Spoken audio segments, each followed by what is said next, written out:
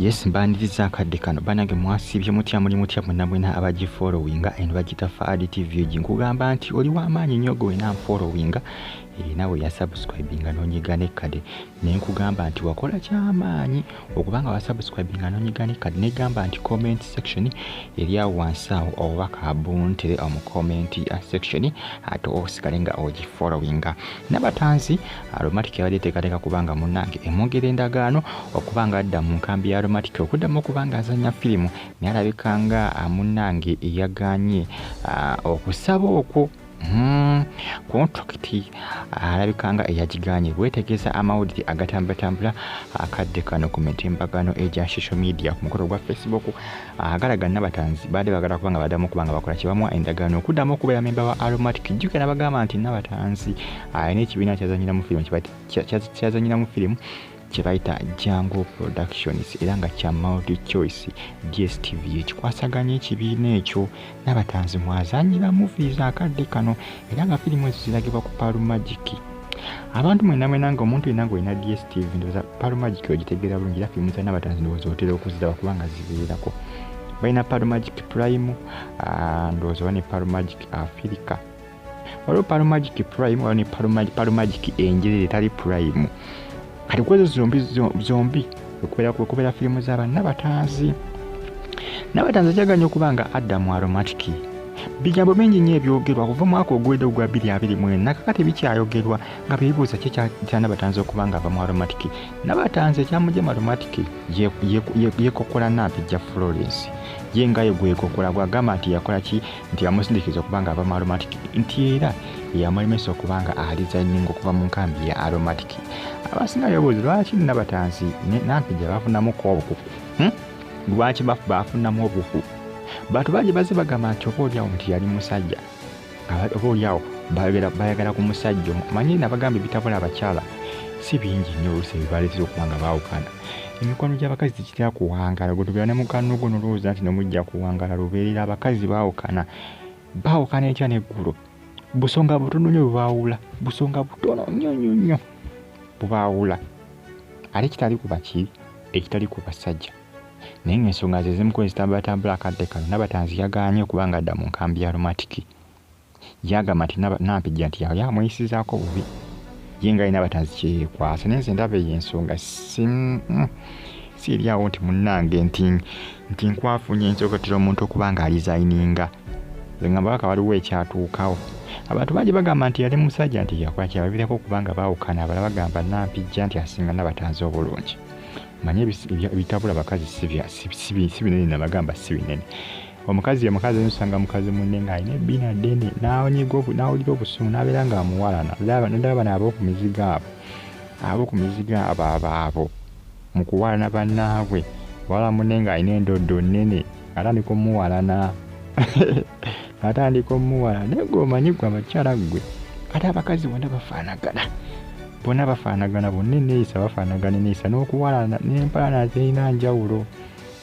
Omukazi asobola okuwalana munne olw'akagoye olw'akateeteeyo olw'akasikaati olw'akapale obupale naye ng'omanyi gwe abakazi gwe n'ensonga zeezo ezimu ku ezo zitambula akadde kano abadde balowooza Nabatanzi agenda kudda mu Aromatic fuufu so wakudda mu Aromatic kubanga agaaliwo essaawa zino galaga nti Nabatanzi alaka ndowooza abampi alaka ndowooza ali seefu eri mu kibiina kya Jango Productions ekya multi choice. Jjukira multi choice yali emusuubiza nga munnaye nti egenda kubanga emuwa ebyenjawulo ebyawukana ku bano badde bamuwa mu nkambi ya Aromatic.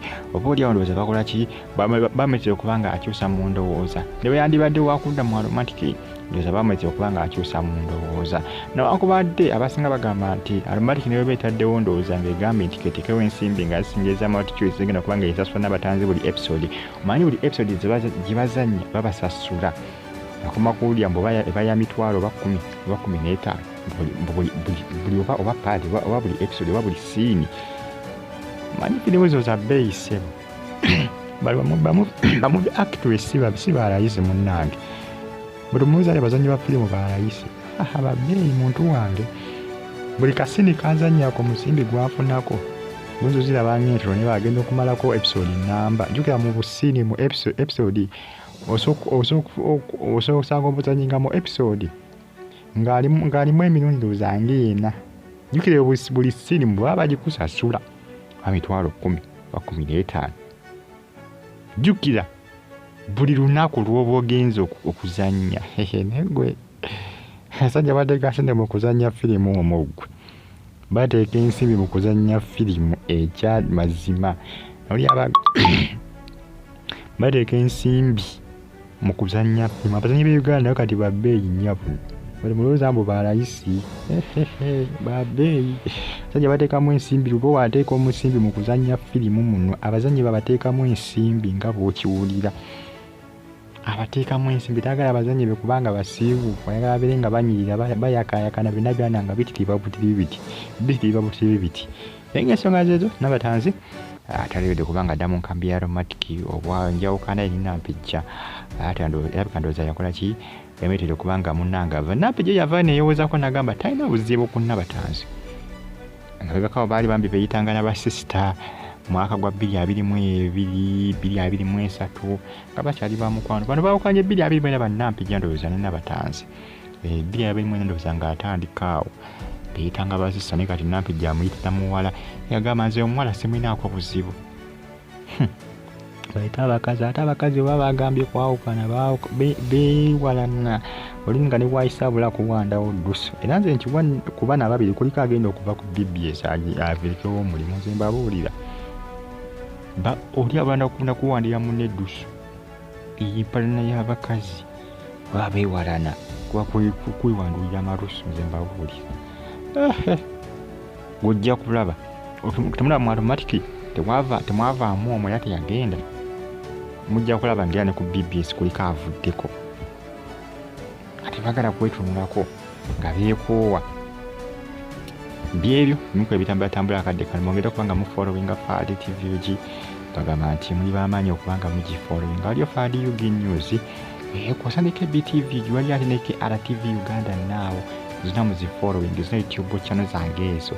Mawuli mbananga gaba gatambula okwetolebwa nga yatu Uganda ate agesigika muzi following temujja kubanga mejisa. Ku KBTV jineke RTV Uganda na muziba reviews zikwatagana ku filimu za Aromatic. Gaba nti si following YouTube channel zange ezo zonna tojja kupanga ojisa kubanga ojja kubufuna ebyakabi ebyetabu ebyomutawaana. Bamita Nampijja enkolagana Nabatanzi bampya sana.